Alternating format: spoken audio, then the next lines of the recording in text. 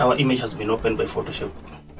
If you want to close this image, there's an X on that file name. There's an X here on that file name. If you press on it, that image is closed.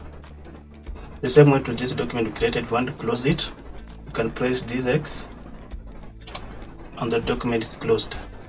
Now, under file again, we have, if you go to close, under open reason we have close. Close is a closing of a document. For example, if you go to file and you create a new document, new.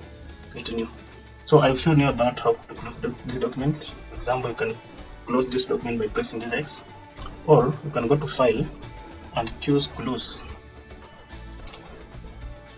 It's gone. The same way if you open another file, this one. If you go to file again, you have under close, you have close all. If you press close all the documents will open and close now. Again, you have to create a new document.